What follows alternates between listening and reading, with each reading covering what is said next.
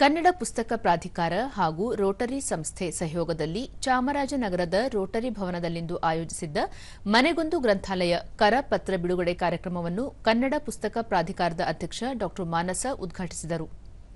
ಈ ವೇಳೆ ದೀನಬಂಧು ಶಿಕ್ಷಣ ಸಂಸ್ಥೆಯ ಸಂಸ್ಥಾಪಕ ಕಾರ್ಯದರ್ಶಿ ಪ್ರೊಫೆಸರ್ ಜಿಎಸ್ ಜಯದೇವ, ಜೆಎಸ್ಎಸ್ ಮಹಿಳಾ ಪದವಿ ಕಾಲೇಜು ಪ್ರಾಂಶುಪಾಲ ಡಾ ಮಹದೇವಸ್ವಾಮಿ, ರೋಟರಿ ಕ್ಲಬ್ ಅಧ್ಯಕ್ಷ ಕಾಗಲವಾಡಿ ಚಂದ್ರು, ಜಾನಪದ ಗಾಯಕ ಸಿಎಂ ನರಸಿಂಹಮೂರ್ತಿ, ಮೂಕಳ್ಳಿ ಬಸವಣ್ಣ ಮತ್ತಿತರರು ಉಪಸ್ಥಿತರಿದ್ದರು. ಇದೇ ವೇಳೆ ಮನೆಗೊಂದು ಗ್ರಂಥಾಲಯ ಕರಪತ್ರ ಬಿಡುಗಡೆ ಹಾಗೂ ಜಿಲ್ಲಾ ಜಾಗೃತಿ ಸದಸ್ಯರಿಗೆ ನೇಮಕಾತಿ ಪತ್ರ ವಿತರಿಸಲಾಯಿತು.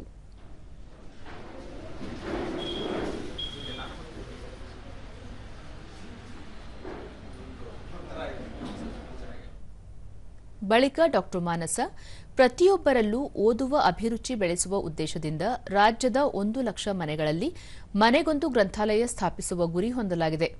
ಪ್ರತಿ ಜಿಲ್ಲೆಯಲ್ಲೂ ಪರಿಣಾಮಕಾರಿಯಾಗಿ ಜಾರಿಗೆ ತರುವ ನಿಟ್ಟಿನಲ್ಲಿ ಜಿಲ್ಲಾ ಜಾಗೃತಿ ಸಮಿತಿ ರಚಿಸಲಾಗಿದೆ ಎಂದರು.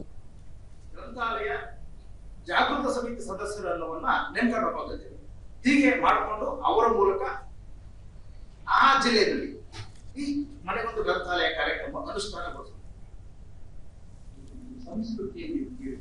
ಪ್ರೊಫೆಸರ್ ಜಿಎಸ್ ಜಯದೇವ, ಕನ್ನಡ ಪುಸ್ತಕ ಪ್ರಾಧಿಕಾರದ ಯೋಜನೆ ಯುವಜನತೆಯಲ್ಲಿ ಓದುವ ಅಭಿರುಚಿ ಬೆಳೆಸಲು ಸಹಕಾರಿಯಾಗಲಿದೆ ಎಂದು ಹೇಳಿದರು.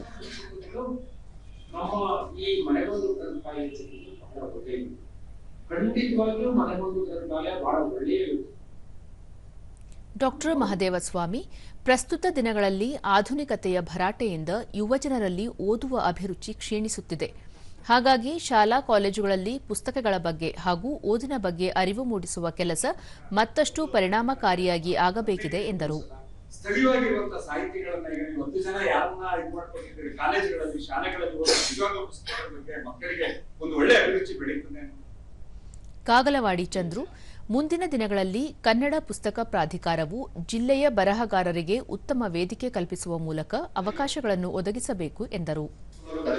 ಅವ್ರಿಗೆ ನೀವು ಉತ್ತೇಜನ ಅಂತಂದ್ರೆ ಸರ್ಕಾರ ಸಬ್ಸಿಡಿ ರೂಪ ಕೊಡುತ್ತಲ್ಲ ಸರ್, ಹಂಗೆ ನಮ್ಮ ಗಡಿ ಜಿಲ್ಲೆಗೆ ವಿಶೇಷ ಸ್ಥಾನಮಾನವನ್ನ ಇಲ್ಲಿ ಕೊಡಬೇಕು ಅಂತ ನಾನು ಚಾಮರಾಜನಗರ ಜನತೆಯ ಪರವಾಗಿ ತಮ್ಮಲ್ಲಿ ಮನವಿ ಮಾಡ್ತೀನಿ.